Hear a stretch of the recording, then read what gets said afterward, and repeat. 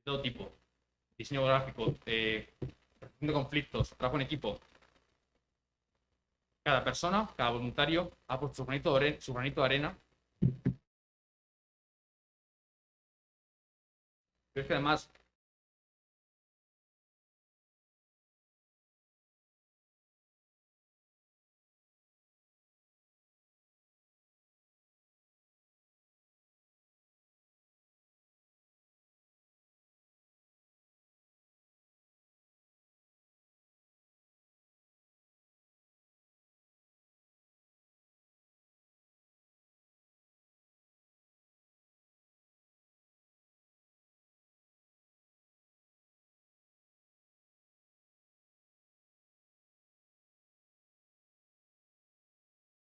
bien, quiero agradecer a nuestros patrocinadores, ya que sin su ayuda, sin su colaboración, este congreso no puede ser posible.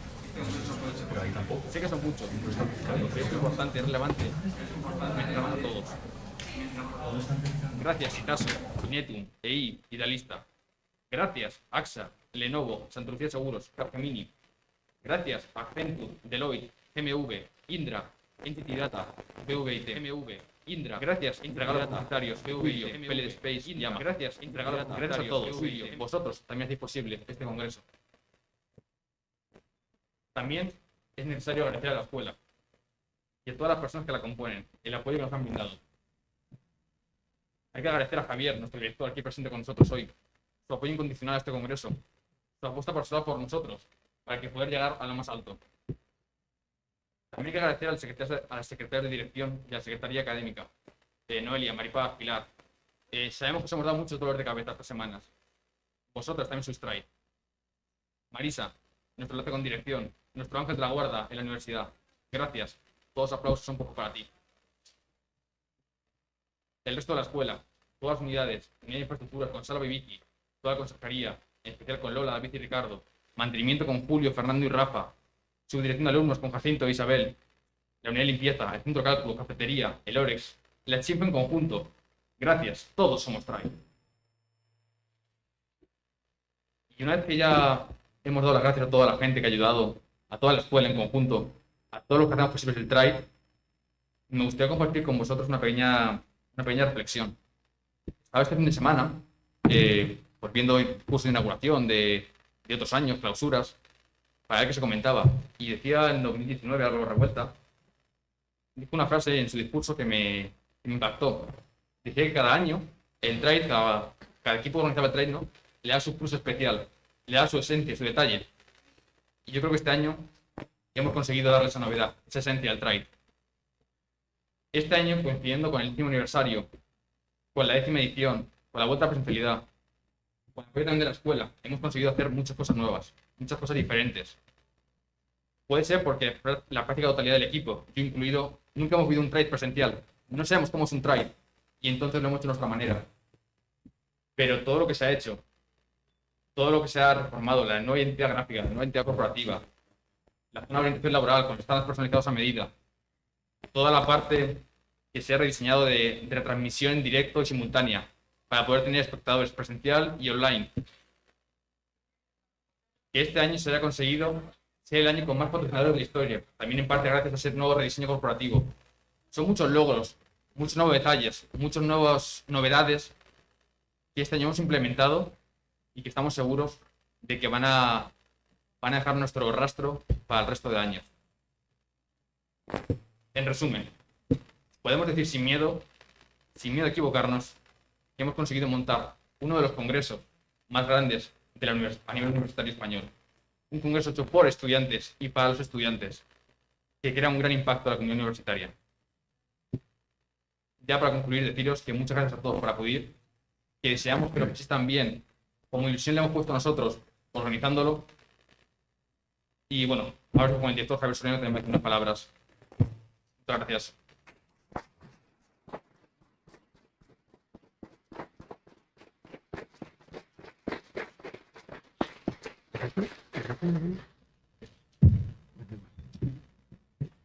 Por si las cámaras.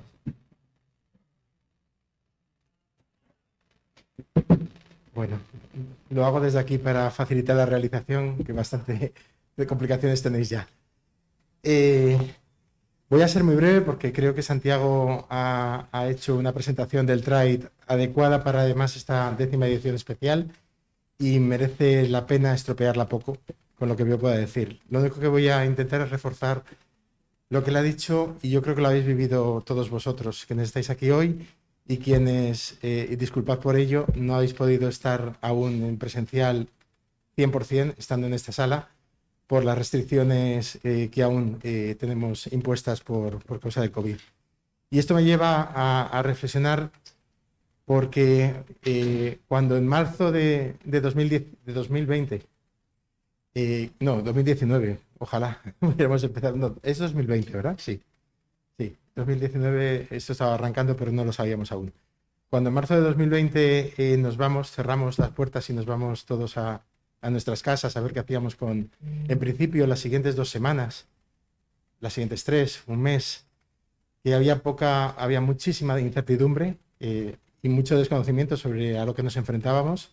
De hecho, que hoy estéis separados aún por varios espacios, cada uno de vosotros, es síntoma claro de que sigue siendo un gran desconocido que nos sigue dando no gratas sorpresas precisamente cada día y que no termina de irse, pero en aquel momento, con la incertidumbre máxima, yo recuerdo claro, entonces aún no nos podíamos preocupar casi por lo que nos estaba por venir. Entonces, ¿qué nos preocupaban? Las grandes cosas cercanas. Y yo recuerdo que una de las grandes angustias que tuve fue que el Trade de ese año, que estaba a punto de celebrarse con todo preparado, con todo ese esfuerzo hecho, se venía a pique, porque no había forma de remontarlo. Y además es que, veis lo que he dicho, ¿no? Poco a poco íbamos sabiendo que no había forma de hacer nada, que no era cuestión de retrasar, que era cuestión de abandonar. Y por eso mis primeras palabras son para el agradecimiento al equipo, que en el fondo el equipo es un continuo, lo ha explicado muy bien Santiago, al equipo que organizó aquel Trade para que luciese nada. Pero el esfuerzo estuvo hecho, yo soy consciente de que todo estaba en la casilla de salida.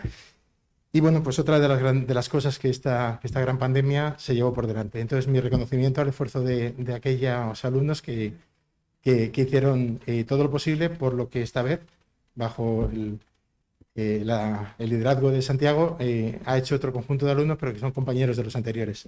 Luego, aquello me hace pensar que uno le ha dado más vueltas a lo que representa el Tribe cuando no lo ha podido tener. Y entonces ahí es cuando uno se da cuenta de lo importante que es tener este congreso, apoyar este congreso, pero no hablo solo de nosotros como dirección, que sin duda lo hacemos, sino vosotros como estudiantes, porque es algo que lleva el sello de identidad de esta casa, de esta escuela, de esta vuestra escuela, y que, como bien dice el lema, está hecho por estudiantes para estudiantes, con lo cual yo creo que es una de las actividades más enriquecedoras que se pueden hacer al margen de la docencia reglada, que es la que uno espera inicialmente en la universidad.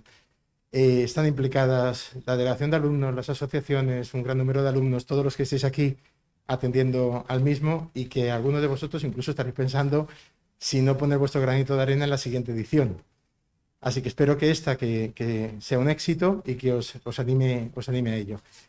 Y el segundo agradecimiento, que creo que es coyuntural, pero hay que hacerlo, es a los estudiantes que vinisteis poco antes de aquel mes de marzo y que descubristeis que la universidad no iba a ser tal cual parecía que podía ser, porque iba a ser algo que desconocíamos. No sé cuántos estáis aquí de aquellos estudiantes, pero se ha pasado por una etapa muy difícil que aún continúa. La siguiente cohorte de estudiantes llegó con todo online, ya sabía un poco a lo que se enfrentaba, pero la nueva etapa universitaria no pintaba como uno se había imaginado. Y si os dais cuenta, prácticamente, aunque estamos remontando, pero nadie ha vivido todavía una normalidad. Con lo cual, a mí me gustaría, con el riesgo de volver a hacer lo mismo que se ha hecho desde hace, pues eso, más de 2 años, decir que este Trade espero que sea el punto de inicio de la remontada que todos esperáis, para que en los próximos meses y sobre todo a partir del curso académico próximo intentemos recuperar esa normalidad. Para mí, toda la complejidad asociada a que se organizase este congreso en un momento complicado por todas las restricciones que tenemos es también una apuesta porque de una manera ordenada, pero se recupere esa presencialidad, ese convivir entre todos vosotros, ese organizar cosas, ese ilusionaros con retos tiene un valor incalculable. Yo me siento cada vez más mayor cuando veo cómo se organiza una cosa como esta y yo diciendo, uff, con lo complicado que es ya solamente de sacar adelante los estudios, la de tiempo que dedicáis a este tipo de iniciativas. Así que espero que sean de vuestro agrado, de todos, que la disfrutéis, que este TRAI 10ª edición sea un éxito como merece, que sea de verdad el punto de arranque de una nueva etapa post-COVID en la que volvamos a la normalidad. Veremos cómo la definimos, pero que sea la mayor posible y que lo disfrutéis. Y espero además que la clausura demuestre que merecía llegar a las máximas cotas. Pues gracias a todos por estar aquí online o presencialmente, gracias a todos por apoyar con vuestra presencia este congreso y gracias a Santiago y en su nombre a todos los estudiantes que habéis hecho posible esta 10ª edición del TRAID.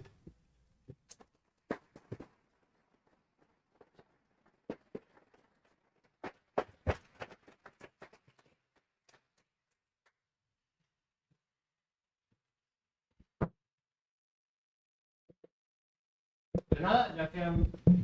Gracias. Ahora que ya ha empezado la inauguración, pues damos comienzo a la 10ª edición del Congreso TRAID. Muchísimas gracias a todos.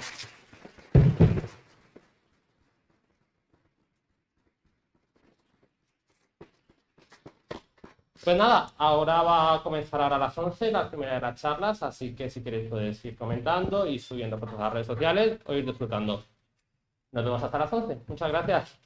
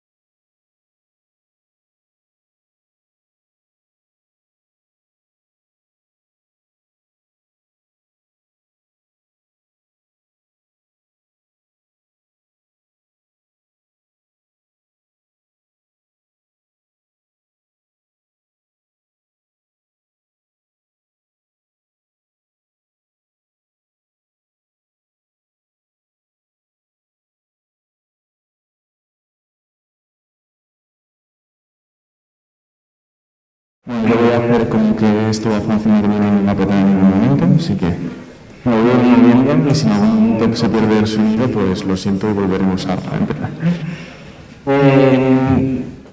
Esto es una pequeña ponencia, cuando la estaba preparando, la basé en la que di hace unos meses en una ponencia interna, de un poco de metodología en inteligencia artificial. Lo que pasa es que, claro, no es lo mismo hablar a una serie de compañeros que hablar con vosotros.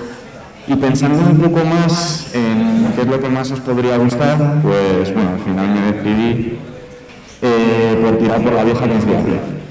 Esta sirve para dos cosas. La primera es para que veáis un poco de qué va la presentación y la segunda para que intentéis adivinar mi edad por la calidad del medio que estoy utilizando. Lo siento mucho, los viejos hábitos no cambian. Vale, antes de empezar sí que me gustaría presentarme así brevemente. Bueno, pues soy, como ya me he presentado, Carlos Paredilla. Soy Data Scientist Senior en el Departamento de Innovación en INETU. Soy graduado en Ingeniería Industriales. Hice un máster en Matemáticas, lo que pasa es que no en la UPM, en la Universidad Carlos III. Ahí va. Así que estoy un poco aquí en territorio libre. Y este también puede ser importante, soy aficionado a la ciencia ficción y a la Fórmula 1. Esto podría parecernos relevante, pero desconozco que luego tendrá sentido. Vale. La presentación la llaman metodología en inteligencia artificial, pero bueno, tiene muchos subtítulos, como todo últimamente. Todo lo que puede estar alineado en un proyecto de Data Science y cómo arreglarlo. Hydro Energetic, que es un proyecto en el que estamos trabajando, y Taylor's Version, porque bueno, que me apetecía también. Vale, antes de empezar con lo que sería la metodología, me gustaría presentaros un poco el proyecto de Hydro Energetic, ¿vale? Para que os hagáis una idea de qué es el proyecto en el que va a estar basada parte de la presentación, ¿vale? Es un proyecto de la Comisión Europea que se basa en tratar de potenciar energías renovables en toda Europa. Principalmente nos encargamos del manejo de recursos y la optimización de consumo y generación, ¿no? Pues imaginaos que tenemos como recurso una isla, lo que llamamos una isla energética, ¿vale? Un conjunto de viviendas, edificios, que cada uno tiene su generación y su consumo independiente del resto de la red, y saber cuándo hay que activar el consumo, cuándo hay que activar la generación, cuándo se tiene que disminuir el consumo en base a predicciones a futuro y los recursos que tenemos a mano. Aquí tengo un vídeo muy bonito, pero voy a pasar. Son principalmente 5 las claves de este proyecto, ¿no? Por un lado, el aumentar comunicación de energía entre las distintas islas o entre los habitantes de la misma isla, aumentar la eficiencia energética del proceso, poner al consumidor en el centro de la transición energética. Esto lo que quiere decir es que lo que queremos es que el usuario de la red sea consciente de la energía que se está consumiendo y de las posibilidades que tiene para ser más renovable, para ser más verde. Optimización de consumo y también el aumento de energías renovables en toda Europa. Todo esto va muy bien. Pero ahora, la pregunta con la que quiero empezar es, no sé si cuántos habéis ya trabajado o habéis hecho por vuestra cuenta algún tipo de proyecto de inteligencia artificial, algún tipo de modelo predictivo. Gracias. No sé qué le pasa a esto. Ahora. Pues eso, no sé cuántos habéis trabajado ya, pero yo quiero pensar que un data science, ¿sabes? Un proyecto de inteligencia artificial es un poco como la caja de los Mysics de Rick and Morty. No sé si la habéis visto la serie, pero hay una serie de cajas que tú le das un botón y sale una personita que te ayuda a resolver un problema en concreto. Y no se va hasta que no resuelve el problema. Eso sería un poco la descripción de lo que es mi trabajo. Entonces, suelo pensar como que no hay un único MISIX que se encarga únicamente de la parte de Data Science, que es a lo mejor a lo que más estamos acostumbrados la gente que se ha manejado en matemáticas, en estadística, de yo creo mi modelo y mi modelo es perfecto y ahí se queda para toda la vida. Sino que hay varias partes. Por un lado, la parte de Data Science, por otra parte, la parte de Backend y por otra parte, la parte de Frontend. Y estos tres MISICs tienen que colaborar muy bien entre sí, porque si no, pues bueno, pues ya sabemos lo que puede pasar. Pues hay peleas entre unos y otros, que si tu backend no funciona, que si tu frontend es una mierda, y bueno, pues empezamos a pegarnos y esto al final acaba con... Esto solo ha pasado una vez, solo hemos tomado rehenes una vez, pero fue muy desagradable. Entonces, para que esto no pase, sí que es verdad que, de nuevo, por tratar de ver una versión global de lo que hacemos todos los días, pues he dividido estas fases en los tres MISICs que veíamos antes, ¿no? La parte más de creación de modelos, la parte de backend y la parte de frontend. Esto aquí se me ha quedado un poco... Vale, dentro de la parte de Data Science hay una cosa súper importante al principio de cada proyecto, que puede parecer una tontería, porque joder, pues me parece súper obvio, pero no sabéis cuántas veces hemos tenido problemas con esto, que es, ¿qué hacemos? ¿Cómo definimos el problema que tenemos a mano? Y esto digo que es una tontería porque parecería lo primero que se te debe preguntar, cuál es la pregunta que quiero resolver, pero por poneros un ejemplo, lo que más ocurre a lo largo del día cuando vas a hablar con un cliente es que el cliente te diga, quiero hacer inteligencia artificial, y tú le digas, vale, muy bien, me alegro, por eso estoy aquí. Pero la pregunta es, ¿pero cuál es tu problema? ¿Qué es lo que quieres hacer? Y la respuesta es, no sé, dímelo tú. Entonces, claro, ahí es cuando yo pongo mi cara de póker, que no me veréis ahora mismo porque tengo mascarilla, afortunadamente, y que ahora mismo tampoco ve el cliente, es mi cara de, pero si no sabes cuál es tú el problema, yo tampoco lo voy a saber, necesito que me digas. Y esta es una pelea que tenemos constantemente. Constantemente estamos hablando de redefinir el scope del proyecto porque a lo mejor, como no se ha definido bien, hemos creado un modelo perfecto que funciona con un 99% de acierto, pero que está prediciendo si una cosa es una pera o una manzana, que no sirve para absolutamente nada para una industria automovilística, por ejemplo. Y nos ha pasado en casos que vamos evolucionando el proyecto precisamente porque la idea inicial que nos ha dado el cliente es, quiero hacer esto, lo hacemos, se lo presentamos, se lo ponemos en producción y dice, esto no es exactamente lo que yo quería.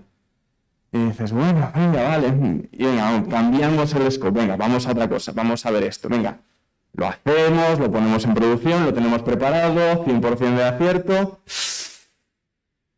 Eso no es lo que yo quería. Y entonces estás todo el rato iterando y a lo mejor tardas un año en darte cuenta de qué es exactamente lo que necesitas.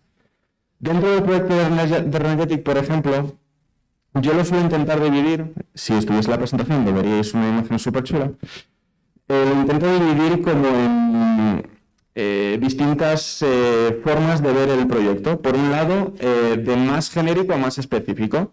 Empiezas pensando en área de proyecto. Una vez que ya tienes, por ejemplo, el proyecto en este caso Renergetic es quiero optimizar el consumo energético de mi zona. Vale, eso como proyecto genérico está muy bien, pero es importante ir un pelín más a detalle. Vale, dentro del área, dentro de todas las cosas que pueden ser consumo energético, ¿qué es lo que quiero? Venga, pues nos vamos a centrar en este momento en quiero usar mejor mis recursos energéticos. Es decir, no solamente quiero, no es algo genérico, sino que, venga, quiero ser capaz de que el uso que yo hago de la energía eléctrica que tengo sea más eficiente. Vale, perfecto. Ahora, más específico aún. De entre todas las cosas que consumen energía eléctrica dentro de una isla energética, ¿en qué me quiero centrar? Pues me voy a centrar, por ejemplo, en carga de coches eléctricos. Que cuando yo enchufe un coche a cargar, esté el tiempo adecuado con la potencia, con la energía adecuada.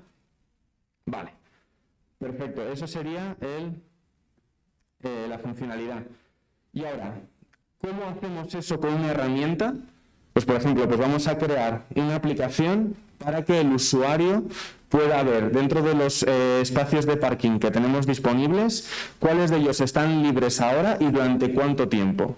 Y en base a que cuando entre, se meta en uno de ellos, enchufe y diga quiero que el coche esté listo en 3 horas, nosotros podemos optimizar tanto la generación como el consumo para que se gaste el menor número de energía no renovable posible y para que se dañe lo menos posible la batería. Muchos sabéis que habéis visto a lo mejor que una batería, si la cargas muy rápido, se empieza a dañar. Pues es otra de las consideraciones a tener en cuenta a la hora de optimizar este tipo de algoritmos. Yo aquí sigo dándole, pero a ver si hago un reset.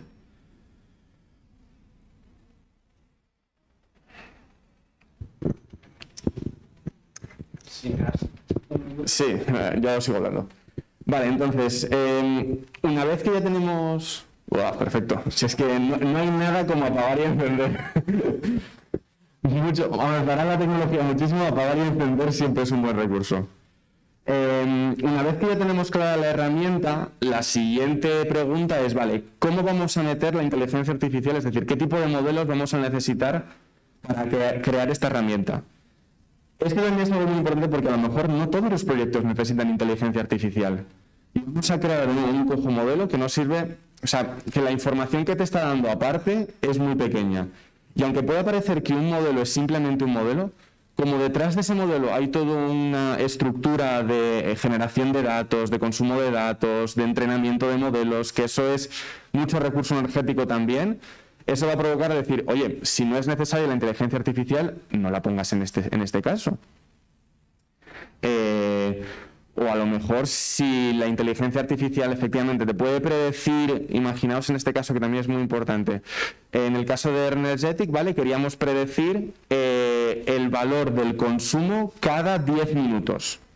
Y dices, vale, perfecto, el modelo puede funcionar. Y dices, ya, pero las actuaciones solo van a funcionar cada hora. Digo, vale, entonces te estoy dando 6 valores, que realmente el que te importa es el sexto, porque es el de cada hora, que es cuando vas a hacer la actuación. El resto del tiempo te estoy dando información que no necesitas, que no te interesa y que está consumiendo recursos por detrás. Entonces, esa definición del scope del proyecto, que es errónea, provoca que estés al final haciendo cosas que están perjudicando el resultado. Porque además, cuanto más granularidad necesite el modelo, efectivamente peor va a ser. Entonces, también hay que medir dentro de la hora de cuándo metes el modelo, cuáles las especificaciones del proyecto que necesitas. Vale, vamos a suponer, aquí quería enseñaros un par de ejemplos. Que nosotros, dentro del área de innovación, en temas de data science, estamos ahora mismo en 2 vertientes. Por un lado, análisis de lenguaje natural, ¿vale? O sea, tenemos herramientas que lo que hacen es coger texto y ser capaz de categorizarlas en una serie de categorías preestablecidas. Trabajamos principalmente con tickets informáticos. No solo eso, sino también ser capaz de buscar similitud entre tickets, ¿no? Pues si tengo un ticket, ¿cuál es el más similar que haya sucedido antes? O incluso si tengo un ticket, ¿qué información clave tengo dentro del propio ticket para poder mandársela directamente a la persona que tiene que resolverlo sin necesidad de que se tenga que leer todo el ticket, como si fuera una función de lectura rápida? Y por otro lado, series temporales, esto va principalmente para el proyecto de energía eléctrica. En este caso tenemos toda una serie de consumos, de generaciones de energía que tenemos que ser capaces de predecir con mucha exactitud. Para que os hagáis una idea de cómo funcionan estos modelos, aquí hay una cosa que es más de lo que sería la arquitectura del modelo, ¿vale? Esto eso es como el viaje que hace el dato desde que se capta hasta que acaba en la predicción final, ¿vale? En muchos casos yo lo que siempre intento llevar es, como no me interesa únicamente tener un modelo preciso, digamos un modelo de páginas del 98% de acierto, una red neuronal densa como ella sola, que tiene una predicción. Vamos, además es bonita. Y dices, claro, pero eso está muy bien para momentos en los que no tienes que explicar por qué está prediciendo lo que está prediciendo. Sin embargo, puede haber otros casos, como es este, en el que no solo te interese la predicción final, sino que además te interese saber más o menos por qué está prediciendo lo que está prediciendo. Aquí, por ejemplo, una de las cosas que hicimos fue dividir el modelo final en 3 modelos distintos. Cada uno daba una información diferente con la que al final se generaba la predicción. El de arriba que veis son 2 librerías de Python, no sé si las conoceréis, son puro serie temporal, Prophet y Greykite. Prophet es de Facebook, Greykite es de LinkedIn, así por curiosidad, pues alguien se lo estaba preguntando ¿y esto de dónde sale? Pues ya sabéis, Meta y LinkedIn. Luego un modelo de clasificación de series temporales en base a una serie de patrones que veíamos de consumo, que funciona con un algoritmo que se llama Rocket. Y finalmente, pues también la vieja confiable del boosting de regresión, que esta lo que nos daba, más que a lo mejor buscar un patrón o el valor específico, que serían las dos de arriba, lo que nos daba era capacidad para meter otras series temporales, otra serie de parámetros que pudiesen estar fijos, como si fuera una manivela que pudieses ir girando para ciertos aspectos, ¿sabes? Entonces, con eso nos permite no solo tener la predicción, sino a lo mejor una simulación también.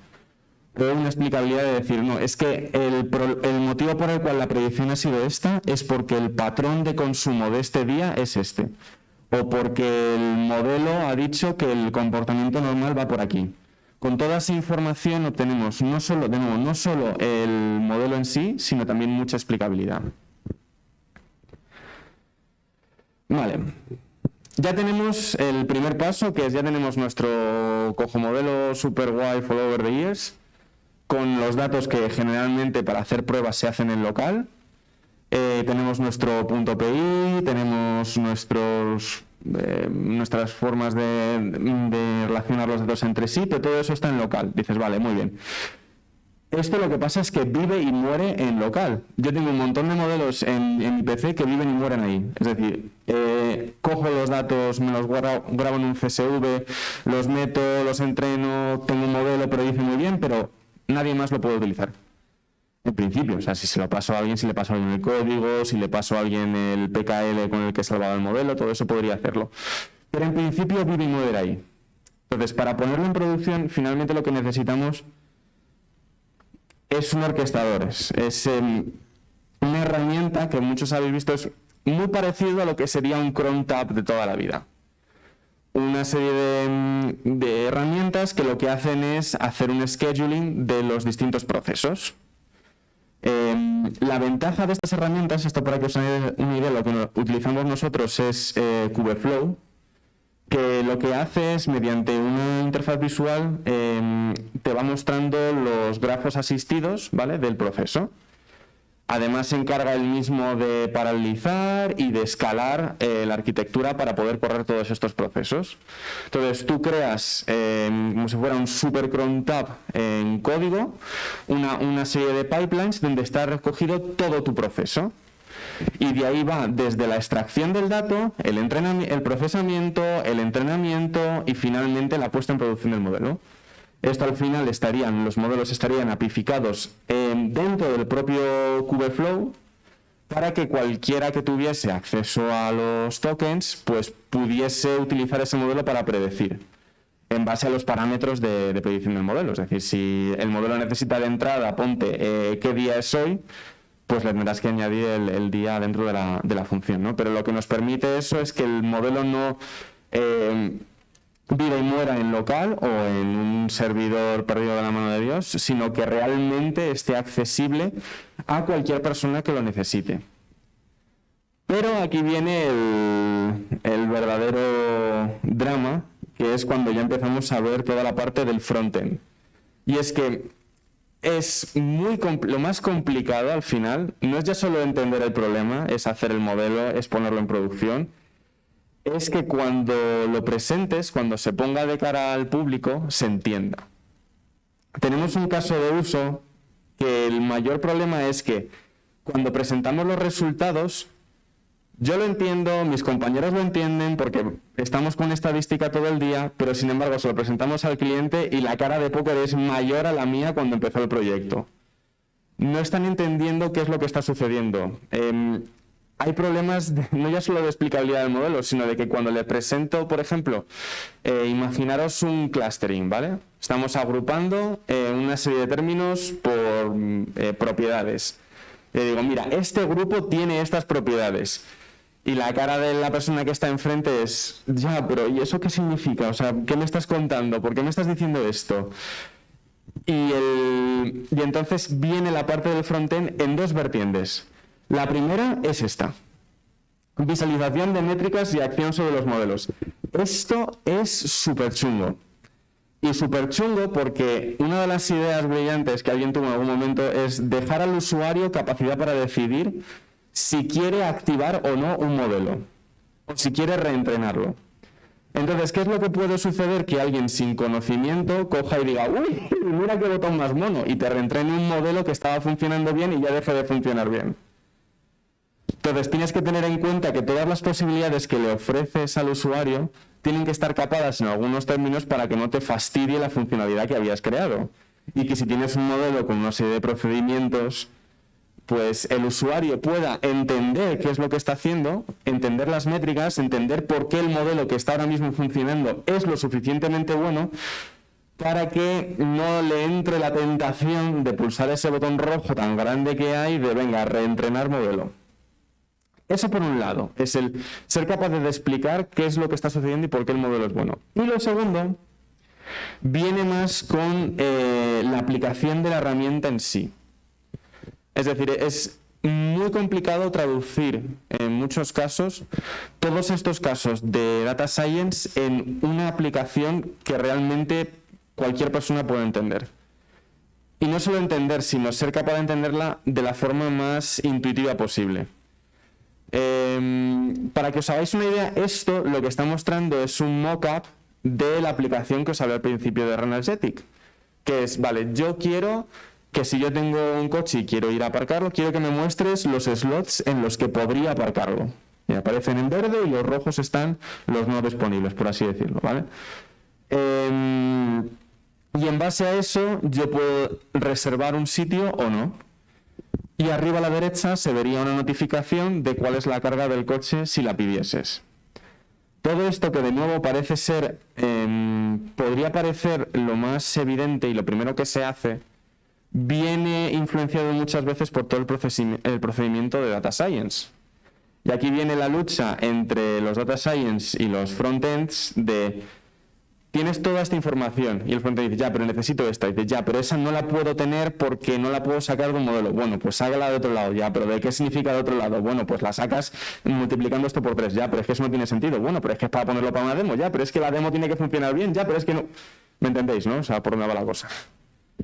Entonces, esa comunión al final entre qué es lo que se va a mostrar y cuál es lo matemáticamente correcto, al final hay una lucha ahí para ser capaz de que el usuario entienda qué es lo que está sucediendo y por qué tiene que hacer lo que tiene que hacer. Vale, todo esto hasta ahora tiene que ver más con la parte de metodología. Hasta aquí llega más o menos la porción que yo conté hace como 2 meses. La he comprimido un poco porque precisamente quería llegar con tiempo a la siguiente parte, que es la que me parece verdaderamente importante. Porque todos estos procedimientos que hemos visto hasta ahora me sirven a mí y a la gente con la que trabajo. Pero a vosotros os puede servir o no os puede servir. Me explico. Os ha dado una visión genérica de lo que es un proyecto. Desde que cogemos el dato hasta que finalmente se lo ponemos de cara al usuario. Pero, en vuestro punto de vista personal, podréis entrar aquí con una serie de preguntas que yo creo que deberíais haceroslas y deberíais conocer la respuesta. Ahora es cuando viene el examen escrito y todo esto.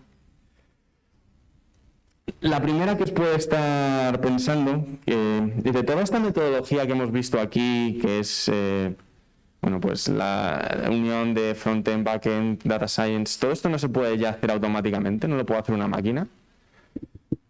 La segunda podría ser, vale, todo esto que me has contado está muy bien, pero ha habido una serie de puntualizaciones que te has saltado. Por ejemplo, ¿cómo has elegido los modelos?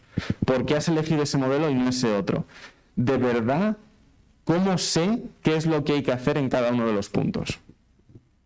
Y aquí es donde iba a la parte de la pregunta que aparece en el título de la ponencia, de si se puede automatizar todo esto. La respuesta corta es sí, la respuesta larga es no. Y es un no porque todo esto que estáis viendo aquí, todo esto está ya más o menos automatizado. Es decir, todo el proceso, desde la captura hasta la generación de las aplicaciones, todo eso tenemos una serie de plantillas con las que teóricamente después de mucho tiempo se podría crear un flujo directo, que es yo me engancho a unos datos y ¡pum!, te planto una página web con toda la funcionalidad que requieras. Y dirías, bueno, pues eso se podría repetir n veces para todos los distintos casos de uso. Y aquí viene el valor de lo que es un data science. Hay ya muchas librerías de código que te permiten crear modelos así. Tenéis desde PyCaret, H2O, que tú le pones los datos, le dices cuál es la entrada, cuál es la salida, te genera el modelo y ya está. Y no tienes que hacer nada más. Y eso te daría pie a pensar, oye, pues si lo puedo hacer todo eso directamente, ¿qué sentido tiene el ser un data science? Y es que el valor de data science no es hacer los modelos. Hacer los modelos está tirado. Una red neuronal, en el caso más simple, a lo mejor son 8 líneas de código y ya está. Que se pueden copiar y pegar en cualquier lado. La cantidad de scripts que he reutilizado es alarmante. Control C, Control V es 30% de mi trabajo. Además, porque hay mucho repositorio libre donde puedes mirar cosas, Stack Overflow es vuestro amigo, GitHub es Dios y cosas de esas. Pero el valor no está ahí. El valor está en que yo tengo unos datos de entrada que se dan un carajal en la mayoría de los casos, que tengo que filtrar, tengo que limpiar, tengo que procesar y tengo que saber cuál es mi variable de salida. Tengo que saber qué es lo que quiero predecir. Ese es el valor del data science.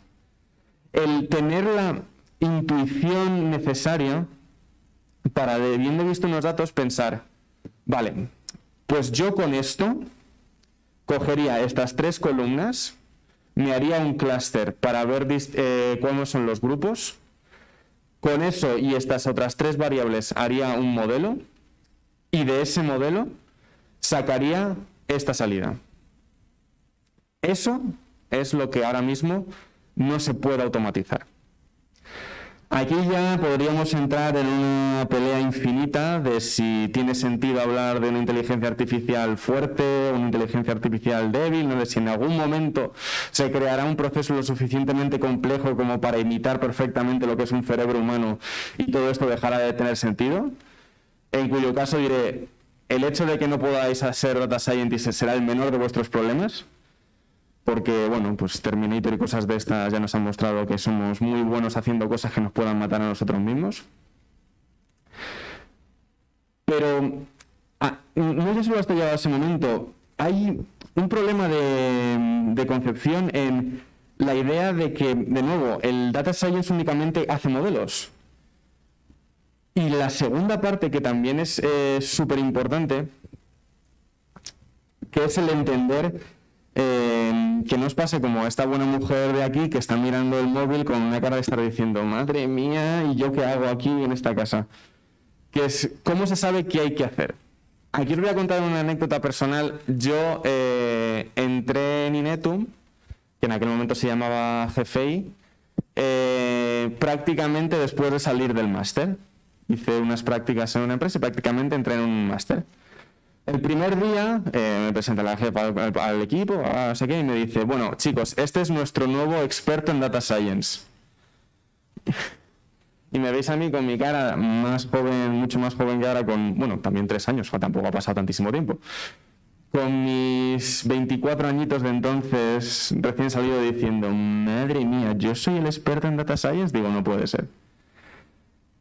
Y es que el experto en data science no es una persona que se conoce todos los modelos, todas las casuísticas, sino que tiene la intuición necesaria, de nuevo, para sacar cosas. Y me di cuenta de cuál es el valor de un data science en una reunión en la que estábamos todos sentados, había como 10 comerciales, además eran entre Telefónica, no me acuerdo si estaba Vodafone, bueno, era como un montón de gente dentro de la empresa, ¿no? Y yo estaba en el sitio como si fuera presidiendo la mesa. Y ya de nuevo con esta de decir, joder, aquí todo el mundo me saca entre 20 y 30 años. me van a mandar a la mierda en 3, 2, 1, me van a despedir en 2 días. Y entonces viene el momento uno de los más bonitos, que es cuando dicen, tenemos estos datos, ¿qué podríamos hacer con ellos, ¿no? Entonces, todo el mundo pensando, hombre, pues podríamos ofrecer una funcionalidad. Y entonces yo, que nunca he tenido mucha vergüenza, como se puede ver por el hecho de que haya puesto un meme de Bob Esponja nada más empezar la presentación, cojo un boli en una pizarra y me pongo a dibujar. Dibujo una tabla con los distintos valores y empiezo a sacar estadísticas. Pasaron como 5 minutos hasta que me di cuenta de que todo el mundo se había callado y me estaban mirando a mí. Pero es en ese momento en el que te das cuenta de que lo importante es precisamente eso. De que ya sabéis todo eso. Y sabéis porque tenéis la curiosidad, tenéis la intuición para ser capaces de mirar un problema y decir, venga, ¿qué es lo que quiero hacer? Un compañero de universidad hace un montón de tiempo, él y yo estábamos hablando de qué es lo que busca una empresa a la hora de contratar, por ejemplo, a un ingeniero. Exactamente lo mismo para un ingeniero de datos, para un data science. Y decía, es que no busca una persona que ya sepa cómo resolver los problemas que tengo. Busca una persona que sepa resolver los problemas que tengo dentro de 3 semanas. Que dentro de 5 semanas le ponga un problema y dentro de 7 me presente una solución.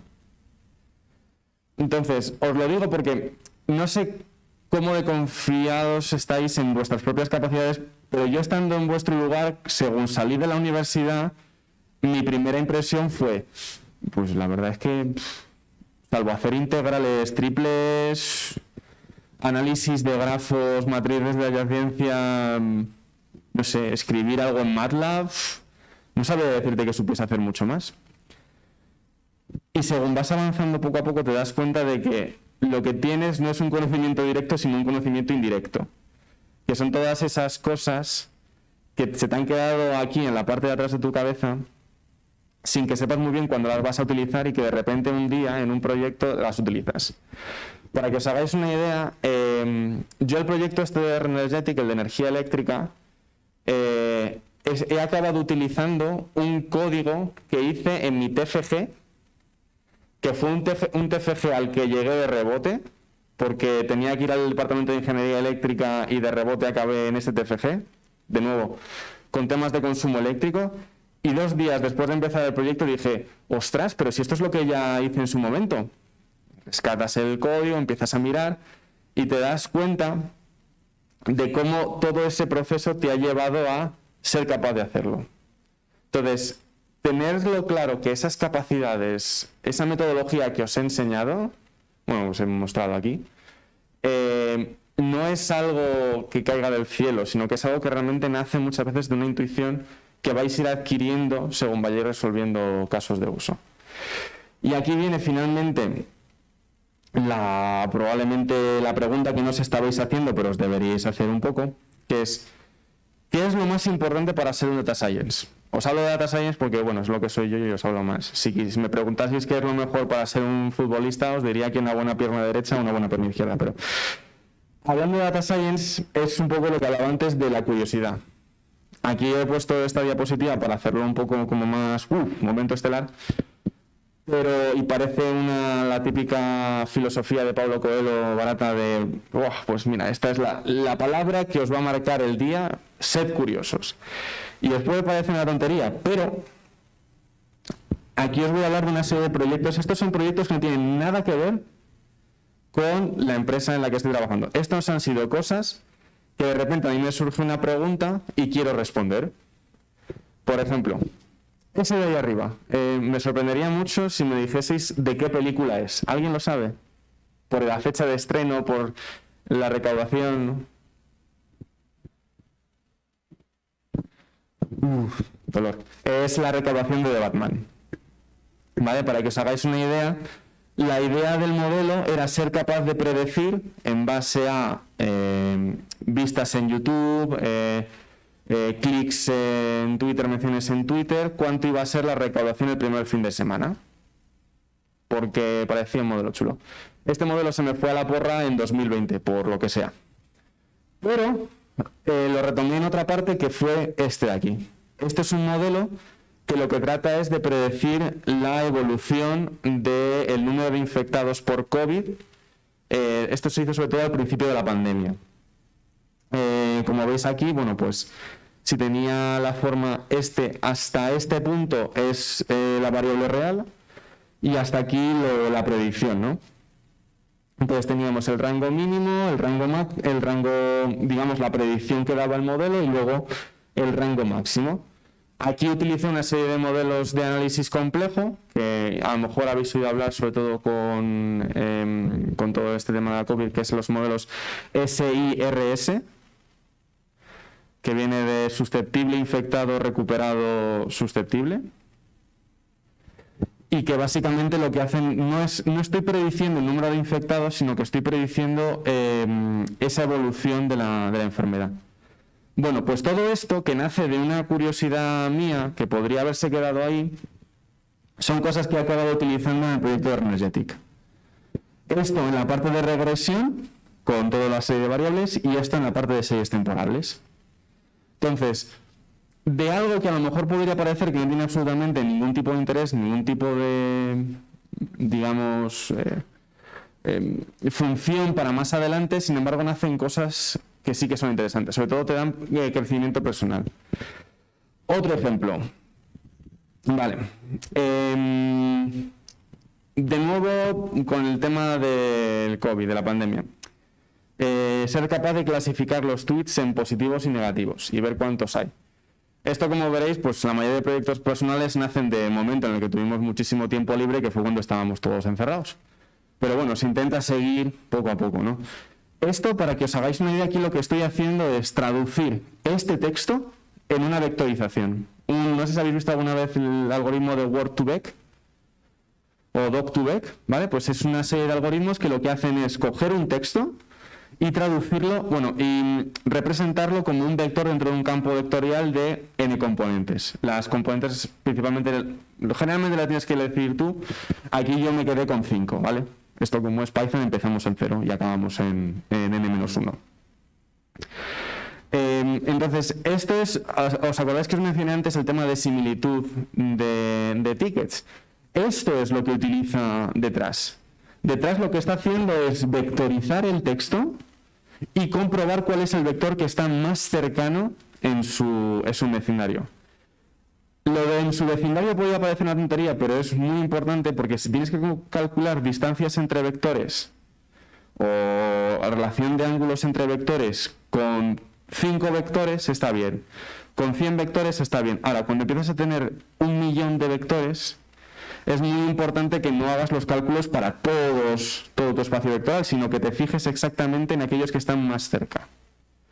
Y con eso ser capaz de sacar, por ejemplo, en este caso, cuáles eran los tweets que más se parecían entre sí. En el caso de los tickets, cuál ha sido tu ticket del pasado que más se parece al que estás resolviendo ahora. ¿Con eso qué logras? Pues que, por ejemplo, si hay una persona nueva que está resolviendo tickets y que no tiene mucha idea de qué hacer, pueda mirar en el pasado para ver cómo se han resuelto tickets anteriores. O incluso que el propio sistema le haga una recomendación. Dice, oye, deberías hacer esto, esto y esto. Y se hace en base a eso, en base a similitud. Y esto de nuevo nace de un proyecto que a mí me parecía interesante y empiezas a darle vueltas. Esta es la herramienta que estamos creando de análisis de lenguaje natural, TACE. Y finalmente, ¿alguno reconoce esto? No, estaba yo diciendo, por favor, que no lo reconozca. Este es el circuito de Momelo. Esto, si pudiésemos hacer zoom, no sé si lo veréis ahí, veréis 3 números a la derecha. 99, 88 y 77. ¿Alguien me sabe decir qué pueden ser? ¿Sí? Y si me dices de quién. Ajá, venga. De cúbica. Vamos, os dije que la fórmula 1 iba a servir para el final de la presentación. Pues esto, que puede parecer una tontería, esto, ¿sabéis lo que es? Esto se construye en base a la posición del coche creo que son cada centésima de segundo. Cada uno de esos puntos es donde ha estado cada uno de los coches a lo largo de una sesión de carrera por centésima de segundo. y cuando pues evidentemente te mapean el circuito. Esto fue después de mucho buscar, de nuevo por un proyecto que quería hacer yo de revisar estadísticas de Fórmula 1, encontré una base de datos donde tenían toda esta información en histórico. Si queréis saber cuál es, eso ya sí os lo dejo para preguntas y ruegos, sobre todo ruegos. Esto es algo parecido, de nuevo, con esta base de datos. En este caso es la posición de los coches desde el inicio hasta el final de la carrera. Para que entendáis algunos de los fallos de esta visualización, que dije, bueno, en principio no voy a perder mucho tiempo con esto. Si os fijáis, hay alguna serie, hay como unos debacles en la última vuelta. Esto se debe a que, como no todos los coches corren todas las vueltas, porque hay algunos que se quedan con una vuelta por detrás, pues a la hora de hacer la visualización, pues se producen esa serie de errores. Son cosas que cuando las ves, esto es también muy importante cuando estás haciendo un modelo, todo este tipo de visualizaciones que pueden parecer una tontería, pero te dan cuenta de problemas que puedes tener más adelante, de procesamientos que tengas que hacer previos. Y ya para acabar, esto es el ritmo por vuelta de todos los pilotos, ¿vale? Aquí lo puse en segundos, entonces aquí podéis ver pues, más o menos cuál es el ritmo por vuelta de todos los corredores. Esto de nuevo creo que vuelve a ser Montmeló. ¿Y todo esto para qué me ha servido? Bueno, de momento para nada, pero habladme dentro de 2 años y a lo mejor os digo que para algo. Pero realmente lo que os quería transmitir con todo esto es esa frase mágica de que con Data Science todo es posible. Es un eslogan muy bonito, pero realmente es verdad en tanto en cuanto que lo mismo que escribir ficción, en ficción todo es posible, teniendo los datos adecuados en Data Science todo es posible. Al final todo se basa en esa curiosidad, en tener un problema y decir, venga, ¿cómo puedo resolverlo? ¿Qué datos necesito? ¿Qué modelos voy a aplicar? Si el modelo que voy a aplicar va a ser simplemente porque quiero probar este modelo o porque quiero realmente resolver bien este caso de uso. Aquí os voy a la última perlita que os quería lanzar. Hay una iniciativa que se paró con todo el tema de la COVID que se llama Data Beers. Como os podéis imaginar, nace del entusiasmo de los Data Science por 2 cosas. La primera, por la ciencia de datos. El hacer presentaciones como esta, contar lo que estás haciendo y que cada uno saca casos de uso. La segunda es la cerveza. Y me gustaría puntualizar que la buena cerveza, es decir, de Cruzcampo para arriba. Son una serie de gatherings que se hacen, esto es, creo que está bastante abierto. De nuevo, lleva mucho tiempo sin hacerse por todo el tema de la COVID, pero es gente que hace una serie de presentaciones de 10 minutos, como la que he hecho yo hasta ahora. De hecho, las normas son 10 minutos, bueno, en este caso llevamos ya 45, pero bueno, me hubiesen echado hace tiempo. Pero son 10 minutos sin código. Tú tienes que contar lo que tengas que contar, pero no puedes enseñar código, entre otras cosas porque te tirarías 2 horas hablando del código que has hecho. Y dices, mira, ¿has visto cómo he llamado esta variable?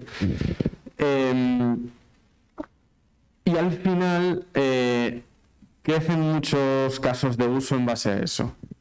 Crecen muchos intereses. He visto a gente presentar modelos espectaculares. No sé si conocéis, hay un Data Science que trabaja en el país que se llama Kiko Llaneras, que hace unos años presentó los modelos que utilizaba él para hacer las predicciones de las encuestas, sacar el valor real de los resultados. Hizo una presentación espectacular. Una compañera de trabajo hizo una presentación de cómo utilizaba los datos del dióxido de nitrógeno en pasado para saber si iba a haber restricciones de tráfico a futuro. Y tenía una cuenta de Twitter que se iba actualizando cada hora y te decía el consumo actual y las probabilidades de que hubiese restricciones de tráfico al día siguiente, creo que era. Pues todo eso, de nuevo, por la mayoría, nacen de proyectos personales de alguien que tiene el interés, la curiosidad, de decir, quiero resolver esta duda y no sé cómo hacerlo. Y eso mismo que puede parecer proyectos personales es el día a día de la gente de innovación, sobre todo en Data Science. Hace unos meses tuve una conversación con un compañero, estábamos tratando un problema de nuevo de lenguaje natural y él me decía, quiero hacer esto pero no sé si va a funcionar. Y estaba ahí como coartado a, no sé si esto va a funcionar. Digo, bueno, pues lo peor que puede pasar es que no funcione, pero tienes que probarlo. Tienes que ser capaz de ver si no funciona, por qué no ha funcionado, porque eso te va a dar pistas para cuál es la solución final. Por ejemplo, estamos trabajando ahora en un resumidor, una herramienta que te coge un texto y te lo resume a las características que tú necesitas. Vale, pues eso no hay de momento técnicas, digamos, súper claras, al igual que tampoco hay técnicas para anonimización de textos, son como muy escasas. Y es el momento en el que tienes que tener una idea y decir, quiero probarla, quiero ver si funciona, si no funciona, por qué no ha funcionado y cuál es el siguiente paso. Entonces, de nuevo, si os tuvieseis que quedar con algo de la conferencia, aparte de todos los memes, es que no perdáis ahora la oportunidad de ser curiosos e investigar por vuestra cuenta. En Kaggle, por ejemplo, tenéis 1 millón de datasets. Kaggle es K-A-G-G-L-E, por si a alguien le interesa. Tenéis millones de datasets, con incluso gente que ha hecho notebooks resolviendo casos de uso de esos datasets, con los que poder aprender, coger los datos para otros casos de uso y, finalmente, hay veces que incluso hay gente que crea funcionalidades que acaba desarrollando en aplicaciones que acaba poniendo en Google Play, App Store. Entonces, ese es el primer paso para ser un buen Data Science. Y hasta aquí todo. Espero que, bueno, que no os haya aburrido demasiado. Me doy miedo porque yo generalmente cuando me pongo a hablar no paro, así que si me dais una sonrisa yo ya digo, venga, ya me puedo ir a casa tranquilo.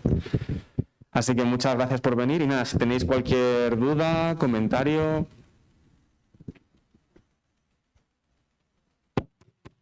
¿Veis acá? ¿No? Todo... algo que queráis saber, que tengáis curiosidad. Ah. ¿Verdad? Bueno, ¿le puedes pasar el...? Es que no lo estoy...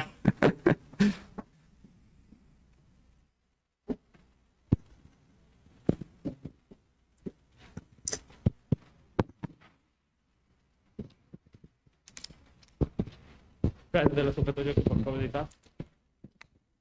¿Solo has hecho estudios sobre el circuito de Cataluña? ¿O has hecho otros? No es otros. Este es porque es como el primero que cogí. Dije, bueno, pues puestos a probar uno además en el que no hubiese habido muchos safety cars, que no hubiese habido muchas salidas de pista, ¿sabes? Para una visión inicial que no tuviese muchos problemas. O sea, en vez de meterme, yo que sé, con Azerbaiyán, que hubo ahí la de Dios, de entre salidas de pista, safety cars, la lluvia que llega, dice, bueno, pues Montmeló es como el más plano de los circuitos, en el que no suele suceder mucho, dice, bueno, pues me va a ser más fácil probar cosas con Montmeló. Pero en el histórico son desde 2017 las 20 carreras y es... los libres 1, 2, 3, la clasificación y la carrera. Para que os hagáis una idea, descargados en local solo tengo 10 circuitos y son 8 gigas. Solo texto, nada de vídeo, o sea, solo texto, 8 gigas.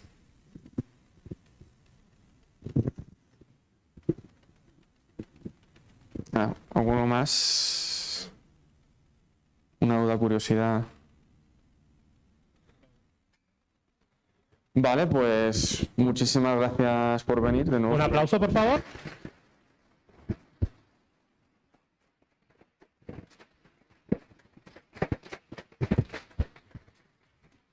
Muchísimas gracias por haber asistido. Pues ahora vamos a dar un receso de 10 minutos para que podáis salir tanto a los stands para visitarlos, así como realizar distintos talleres y actividades que están empezando ahora mismo. Así que nada, hasta la próxima charla. Muchas gracias.